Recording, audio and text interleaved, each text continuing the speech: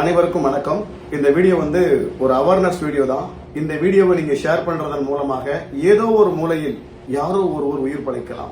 இன்னைக்கு நம்ம எங்க நிக்கிறோம்னு கேட்டீங்கன்னா, சித்த மருத்துவத்தின் மூலமாக கேன்சரை குணப்படுத்தக்கூடிய வைத்திய நாராயண மூர்த்தி அவங்களுடைய சித்த மருத்துவ வைத்தியசாலையில நிக்கிறோம்.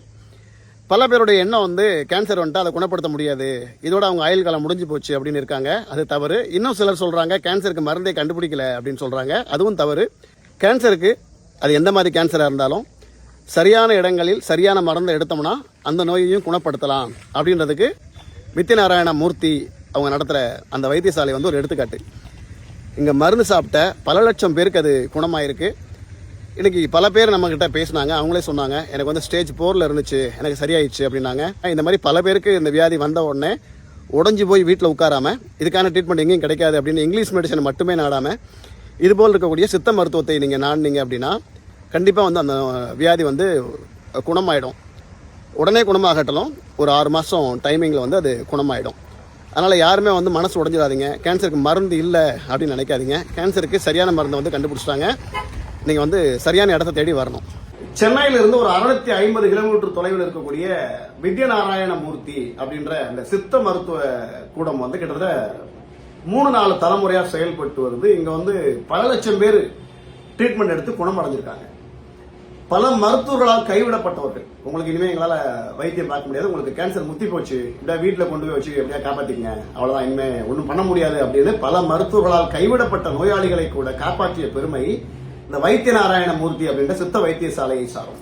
உண்மையை அலசி ஆராய்ஞ்சு தான் நம்ம ஒரு விஷயத்தை வெளியே சொல்லுவோம்.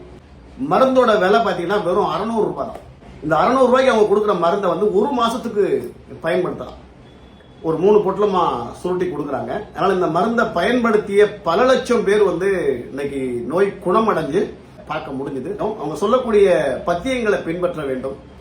அப்புறம் அவங்க எப்படி மருந்து எடுத்துக்கணும்னு சொல்றாங்களோ அதை ஃபாலோ பண்ணணும். மற்றபடி பெருசா எதுவுமே அவங்க இதை பண்ணாதீங்க அதை பண்ணாதீங்க அப்படின்னு நான் சொல்லலை.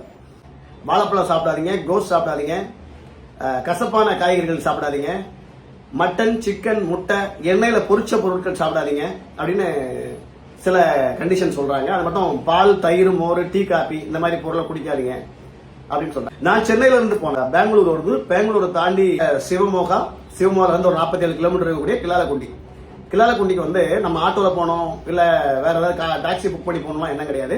இந்த கிளாலக்குண்டியில இருந்து 10 நிமிஷத்துக்கு ஒரு வாட்டி அந்த மருத்துவமனைக்கே பஸ் வருது.